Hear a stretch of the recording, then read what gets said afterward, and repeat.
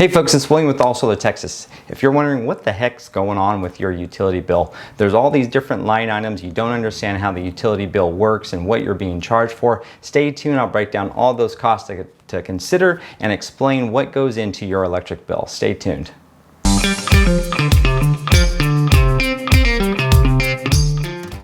Alright, thanks for joining the channel, but before we dive in, please make sure to hit that subscribe button and don't forget to tap on that notification bell. That keeps you up to date with all the news that we produce here on the channel, and it helps us to continue to produce this content that we hope that you find helpful.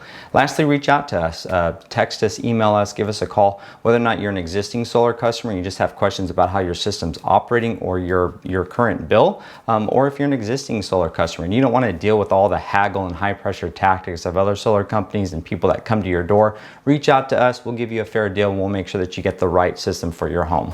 Utility bills can be very, very complicated to understand. It's not like you have just a single line item that says, how much did you pay for electricity this month? There's all these different line items and they're broken out and there's all these different charges and they use acronyms and they're all different amounts, and you're just trying to figure out, what am I paying for and why do these bills continue to rise? Well, we're going to go ahead and break that down. The first thing that you're going to see in your bill is a base monthly charge, and that's typically for your meter. There are meters that are associated with every home and every business. Those meters are provided by the utility, whether or not you're in a deregulated space and you're working with Encore or CenterPoint or AEP, or if you're in a regulated space and you're on a co-op or with a local city utility. A base meter charge is the cost that they charge you for just owning that meter and servicing that meter and providing all of the service that's associated with you being a customer to them. So that base monthly meter charge you're going to see in every single bill, whether or not you've gone solar or you're thinking about going solar or you haven't gone solar yet. That is a base monthly fee that the utility is going to charge you for just having a meter and providing service to you as a homeowner. Another base charge you'll see if you are in a deregulated part of Texas. There is a utility that is responsible for all of the transmission and distribution. That's the poles, that's the lines, that's the transformers, responsible for sending electricity into your home. That is called a TDU base charge. So those are going to be separate charges, a specific line item just for that, and that's the way that the utility recoups some of those costs associated with upgrading their system, repairing their wires, repairing poles, and responding to emergency events and making sure that the grid is up and operational. Another base charge is going to be your REP, or your Retail Energy Program charge. That's the base charge that the company uses for managing your actual energy program. They're the ones that are the Reliant, the TXU. You're going to see their company name on the bill. They're the company that you go with when you go to the powertochoose.org website or you're shopping around for other programs. They're the ones that are going to provide you with the different rates per kilowatt hour, but they're all going to charge a base monthly fee for just servicing your account. So you could expect to see that too. Another line item is just going to be the cost for your actual electricity.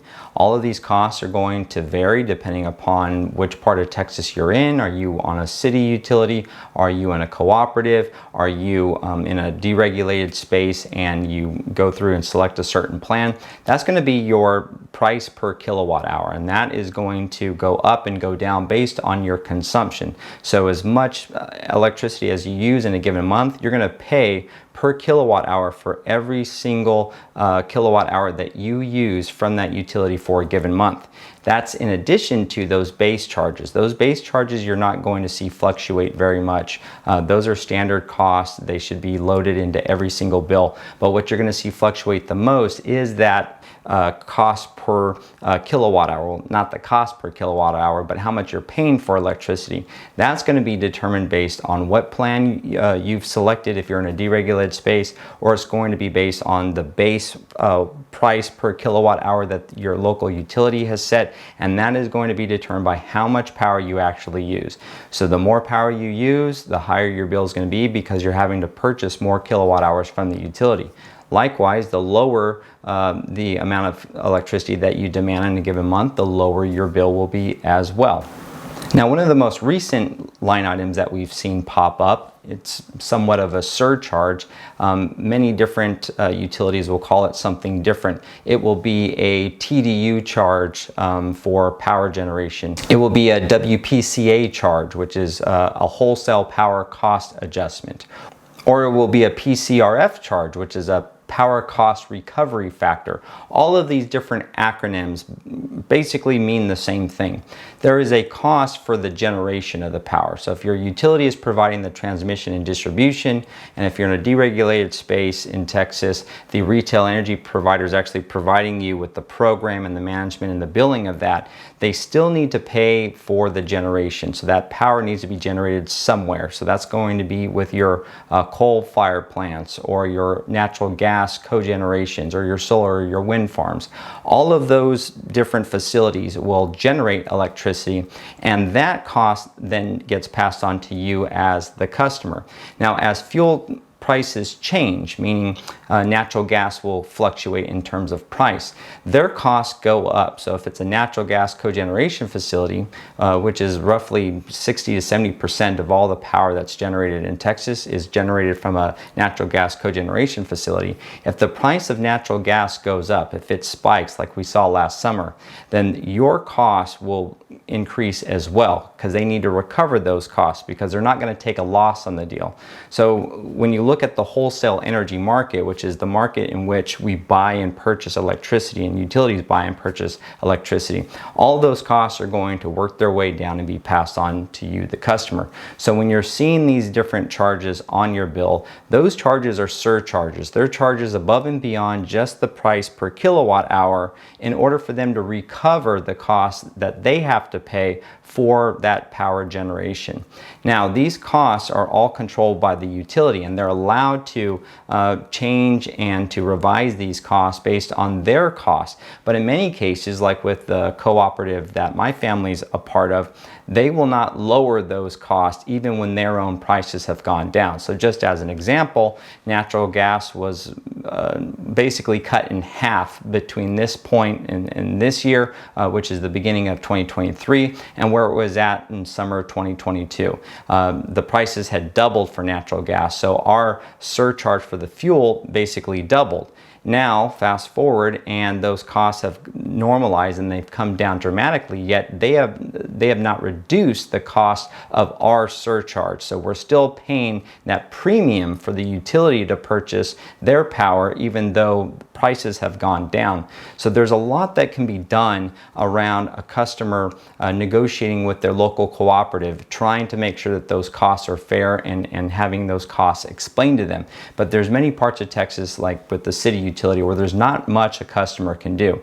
These are charges that they are going to pass on to you that will fluctuate. Those will go up and those will go down based on the price of energy and the commodity market in the energy sector, but there's not much you can do about it. Even if you try to conserve and you try to lower your consumption, that surcharge will still remain at where it's at, but you won't have to incur that surcharge so much because that surcharge is tacked onto every kilowatt hour that you pull off the grid. Now, if you're an existing solar customer, you're still going to see those charges coming in, but if you designed your system right, depending upon what type of net metering program or buyback program you're on, you should be able to offset those costs. But in many cases, you're not able to offset all of them. So in the cooperative that I'm in, they will give me net metering for the kilowatt hour production. But any overproduction, even though they will roll that over, it's only going to apply to crediting me for the kilowatt hour cost itself. I still get charged that surcharge for fuel, which doesn't make any sense whatsoever, but welcome to bureaucracy and welcome to the big utility world. I'm trying to work with my electric co-op to get that change, but in the meantime, I'm continuing to get charged that surcharge for every kilowatt hour that I pull off the grid, which happens mainly at night. So I'm generating during the day, I'm creating some net energy there that they're gonna apply towards my kilowatt hour usage, but at nighttime, when I'm pulling kilowatt hours off the grid, even though I'm not going to have to pay because I have enough credits in my kilowatt hour bank for the power charge itself, I will still incur the fuel cost, the fuel surcharge, which means the only way for me or anyone else to offset that is through solar batteries. If you add a battery to your home, you're essentially storing the excess production that you're generating during the day, so you're not giving it back to the utility, unless of course you've overcharged your battery or where you've charged your battery fully and there's nowhere else for that excess energy to go, then it will go back to the grid. But if you fill your battery up to capacity, then when it comes nighttime or when we have a lot of cloudy days and you're not generating at all or very much at all, now you're pulling off of the battery instead of pulling off the grid. So the only way for me and my family to escape those fuel surcharges with the cooperative that I'm in is to add batteries. So now I'm generating enough so that it covers my existing consumption for the day. I'm also generating enough to charge my battery, and then any excess goes back to the grid. But now at nighttime, instead of pulling back off the grid and incurring a surcharge that I still have to pay for because that's not going to be credited through my net metering system, I now have batteries as an option that I could draw that energy from, which means that I don't have to pay those pesky surcharges. So batteries are starting to make a huge difference in how power bills are starting to add up for most customers. It used to be that batteries were just so expensive it didn't make a whole lot of sense, but with the utilities changing the way that they charge you for power and wanting to make sure that they get as much money out of you as possible, batteries are now becoming more affordable, and it's becoming a lot smarter to add a battery to your whole solar system if you're a Texas homeowner or even a business. Now let's go ahead and take a look at a standard bill, and let's just run through an example of what this bill would look like with all these different charges included if you were not a solar customer, and then what that would look like if you were a solar customer and we went with a certain buyback plan. This model, this example is only going to apply if you're in a deregulated part of Texas. There's so many different utilities out there, cooperatives and city utilities and retail energy providers, that I didn't want to go through and look at all of them. So this example is just going to be if you're in a deregulated part of Texas and you have a choice between a retail energy provider and different plan options. If you're in a deregulated part of Texas, let's go ahead and take a look at what that process looks like of selecting a specific retail energy provider if you're planning on going solar or if you've already gone solar, so that I could use that as an example to help break down what solar actually does and what it could look like in your monthly bill. To start off with, I always advise that customers go to texaspowerguide.com. It's a fantastic website. It has several, but not all, of the solar buyback plans that are currently available by all of the retail energy providers, at least the main ones all across Texas. You could see here that for these plans, they give you two options, whether or not you're in Encore, which is the Dallas-Fort Worth area, or if you're in Houston, which is the Center Point utility or the greater Houston area. There's also AEP and some other deregulated areas. Those are not shown in this guide, but this is super helpful. Now, I did a video on this a while back, but things have changed dramatically since we've been seeing some increases and changes to the energy market. But what I like about this table is this is updated very frequently. This was last updated on the 1st. When I started scripting this video, I had already gone through and done some of the math for some of these programs, and then once I got to shooting the video, the costs had already dramatically changed and the prices for the programs and the program options had already changed. But here you could see the different retailers that are available, as well as the different plans. These all have hyperlinks to them so you can go right to the plan. Here are the term limits, whether or not it's a 12-month, 36-month term, 24-month term. You can see all those different options here, as well as the early termination fees. What would it cost you to end that program early? Some of these, it's a base charge. Others, it's by month, whatever you have remaining in your term. And then you see the base monthly charge. This is what we talked about here, where those are those base charges that the retail energy provider actually charges you every single month, and that's not necessarily going to go up or go down with the price of energy. That's just that fixed cost that will only change once your plan retires, or if you decide to cancel that plan and sign up for another one, there could be some changes there. Now we have the import costs. This is the cost that you pay. These are the charges that you pay for pulling kilowatt hours off of the grid. But you also have the export costs. So this is your buyback, your net metering program. This will hopefully offset those import costs if you select the right plan. The difference that we're seeing now versus when I first filmed this video last year, where we started to talk about the price of power and these different plan options, is all of these different plans started tacking on that TDU charge. So that TDU charge, again, is that transmission distribution utility charge. So now, even if you were to go with, let's say, Pulse as an example, their 12-month program, you can see their base charge of $4.95. They have a 13.4 cent price per kilowatt for the import, and then they also give you a 1-to-1, which is at 13.4 cents that they pay you back for the export.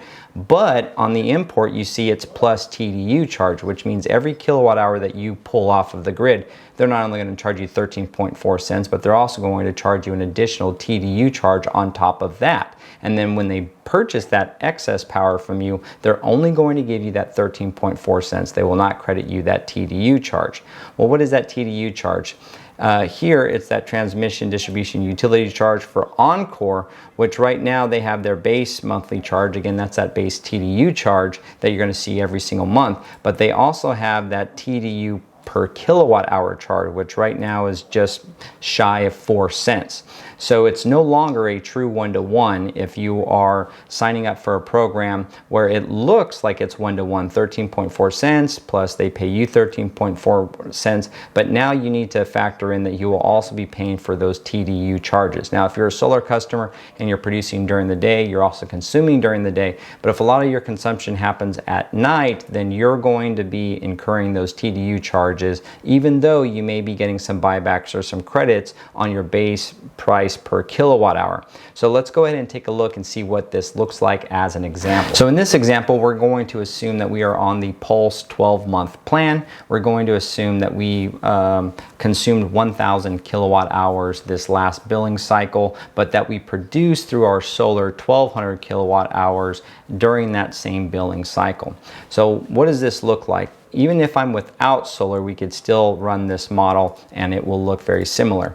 So we see our base charge, which is for our Pulse plan. Again, this is just an example of that $4.95. We should see that in our bill. Then we're going to see that TDU charge, which is that base Encore charge, which is at $3.42. That will be a standard line item in our bill as well. Then we have the TDU charge associated with the consumption, with the kilowatt hour consumption. Now, in this case, with Encore, it's that just under 4 cents per kilowatt that they're charging, which means it's not just 1,000 kilowatt hours that you're going to be charged for your retail energy provider, but it's also going to be that additional TDU charge. So to do that math, it's pretty simple. We know that we're going to be charged that 4 cents per kilowatt hour that we consume off the grid. So it's just 1,000 kilowatt hours times that near 4 cents, and you're looking at about $35. So $35 is going to be what you see for your TDU charge on your bill.